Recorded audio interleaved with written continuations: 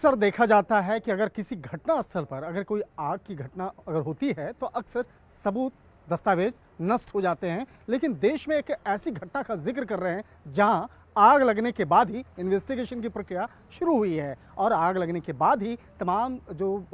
दस्तावेज की बात करें या अन्य सबूतों की बात करें, वो प्रक्रिया अब इस मामले पर अब चर्चा पूरे देश भर में शुरू हो रही है। जी हाँ, हम बात कर रहे हैं जस्टिस यशवंत वर्मा के। इस वक्त में हम उनके आवास के ठीक बाहर खड़े हैं और इस मामले की अगर बात करें, हालांकि कहानी जो है उसकी शुरुआत होती है 14 मार्च से। 14 मार्च की रात में तकरीबन 11:30 बजे इनके घर में आग लगती है और आग किस जगह पे लगता है वो आपको दिखाते हैं। ठीक आवास पर देख सकते हैं जो पीछे वाला हिस्सा है, यहाँ पीछे वाले हिस्से पे ही उनका एक स्टोर रूम बना हुआ था। उसी स्टोर रूम में उसमें वहाँ पे आग लगती है और इस मामले की जानकारी उसके बाद सबसे पहले मौके पे फायर ब्रिगेड, उसके बाद दिल्ली पुलिस की टीम आती है। उसके बाद इस मामले पर आगे तफ्तीश के लिए एक कमेटी बनाई जाती है और यहाँ पे देखा जा सकता है घर का जो एक स्वरूप देखा जा सकता है काफ़ी बड़ा है। हालांकि इस मामले में जिस तरह से सुप्रीम कोर्ट के कॉलेजियम के द्वारा जो टीम का गठन किया गया है, जिसमें कि चीफ जस्टिस ऑफ इंडिया के संजीव खन्ना के द्वारा जो पूरी जो टीम जो गठित की गई है, उस टीम में जिस तरह से पंजाब और हरियाणा उच्च न्यायालय के मुख्य न्यायाधीश जस्टिस शील नागू, हिमाचल प्रदेश उच्च न्यायालय के मुख्य न्यायाधीश न्यायमूर्ति GS संघालिया और कर्नाटक उच्च न्यायालय के न्यायाधीश अनु शिवरामन जो हैं वो शामिल हैं और इस पूरे मामले की तफ्तीश में जुटे हैं। तफ्तीश का मतलब है कि शुरुआती जो जांच पड़ताल हो रही है उससे जुड़े हुए तमाम इनपुट को अब इकट्ठा किया जा रहा है और किस तरह से ये घटना यहाँ पे हुई है वो इस मामले पर तमाम जो साक्ष्य है और तमाम जो इस मामले से जुड़े हुए जो लोग हैं उससे शुरुआती तौर पर बातचीत कर रहे हैं और बातचीत करने के दौरान में उन तमाम बातों को समझने का प्रयास किया जा रहा है कि आखिर ये घटना कैसे हुई है और इस मामले में आगे क्या होना चाहिए। हालांकि इस मामले पर जो जस्टिस यशवंत वर्मा हैं उनको न्यायिक प्रक्रिया से भी कुछ दूरी रहने का जो एक फैसला है वो लिया गया है। वो कोर्ट नहीं जाएंगे और जो भी इस मामले से जुड़े हुए तमाम सबूत हैं या इस मामले से जुड़े हुए गवाह हैं उनको प्रभावित नहीं कर सकते हैं। हालांकि इस मामले में एक और फैसला लिया गया है कि जो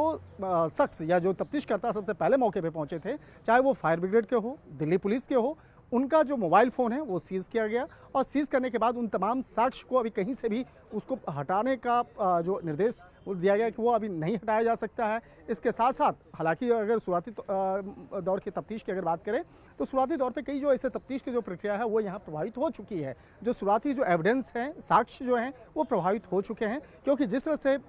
यहाँ पर मौके से काफ़ी नोट जो है, जले हुए नोट जो है वो यहाँ से बरामद किया गया और जो नोट जो बरामद किया गया है उसको अगले दिन ही यहाँ साफ़ कर दिया गया और वो किसके आदेश पे साफ़ किया गया, वो साक्ष्य जो है उसको उन साक्ष्य को कैसे वहाँ पे उसको हटाया गया। तो इन तमाम मामलों पर आगे की तफ्तीश होगी, लेकिन वो तफ्तीश की प्रक्रिया के पहले तमाम जो एक कहा जा सकता है इस मामले पर शुरुआती जो न्यायिक जो जांच है वो इस मामले में की जा रही है और 3 जजों की जो कमेटी है वो इस मामले पर आगे जाँच कर रही है। और इस मामले पर हालांकि अभी दिल्ली पुलिस के द्वारा अभी तक कोई स्टेटमेंट नहीं आया है कि इस मामले में किस तरह से पूरा घटनाक्रम देखने को मिला था। हालांकि जो इस तरह से शुरुआती घटनाक्रम है उस मामले में अगर देखा जाए तो सबसे पहले फायर ब्रिगेड की टीम और उसके साथ साथ दिल्ली पुलिस की टीम पहुंची थी और इस मामले में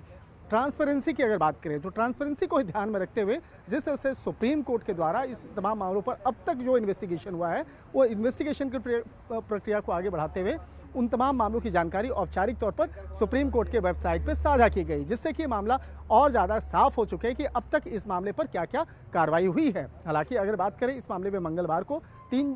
जो जजों की जो टीम है वो यहाँ पे पहुँचे थे और यहाँ आने के बाद तकरीबन 45 मिनट तक यहाँ पे रहे और तमाम जो घटनास्थल का मुआयना करने के बाद कई लोगों से मुलाकात किए। खासतौर पर जो घर के जो सदस्य हैं जो उस दिन में मौके पे मौजूद थे, जिन्होंने सबसे पहले इस घटना को देखा था, उससे जुड़े तमाम जो बातचीत और तफ्तीश की प्रक्रिया को उन्होंने आगे बढ़ाया। अगर इस मामले की अगर बात करें तो जिस तरह से इस मामले में जिस तरह से कहा जा सकता है जजों के लिए एक जो जजमेंट की अगर बात करें तो आखिर इनके खिलाफ अब तक क्यों नहीं कोई FIR रजिस्टर्ड हुआ, ये आम लोग अब सोशल मीडिया पे इससे सवाल कर रहे हैं कि अगर इस मामले में FIR रजिस्टर्ड होना चाहिए था, इस मामले पे आगे की कार्रवाई होनी चाहिए, लेकिन अभी तक कोई FIR नहीं हुआ है। हालांकि जो सुप्रीम कोर्ट की जो आंतरिक टीम है वो इस मामले की तफ्तीश कर रही है। तो इस मामले में बताया जाता है कि वीरास्वामी जजमेंट जो है, इस वीरास्वामी जजमेंट की अगर बात करें उस जजमेंट के आधार पर ही जजों को जो एक विशेषाधिकार प्राप्त है तो उसके तहत अभी इस मामले पर आगे कार्रवाई नहीं हुई है। लेकिन यहाँ पर तमाम साक्ष्य को जुटाने का प्रयास किया जा रहा है और सुप्रीम कोर्ट के द्वारा जो गठित आंतरिक टीम है वो इस मामले की तफ्तीश कर रही है। तो अब देखना लाजमी होगा कि किस तरह से इस मामले पर तमाम तफ्तीश की प्रक्रिया को आगे बढ़ाया जाएगा। और निश्चित तौर पे कहा जा सकता है कि एक न्यायिक प्रणाली जहां पर पूरे देश के लोग से मानते हैं और एक कहा जा सकता है कि अपने विश्वास करते हैं, तो न्यायिक प्रणाली पर कहीं भी कोई सवाल ना उठे, इस बात को ध्यान में रखते हुए सुप्रीम कोर्ट के द्वारा जो बनाई गई जो न्यायमूर्तियों की टीम है वो इस मामले पर विस्तार से तफ्तीश कर रही है और तमाम सबूतों और इसके साथ साथ तमाम जो साक्ष्य हैं और तमाम इनपुट्स को एक साथ जोड़ने का प्रयास कर रही है, जिससे कि इस मामले की गंभीरता तक पहुंचा जाए और जस्टिस यशवंत वर्मा पर जो आरोप लगे हैं, जो बेहद गंभीर आरोप हैं, उस गंभीर की जो मामले की गंभीरता को समझा जा सके, इसके लिए तमाम प्रयास किए जा रहे हैं।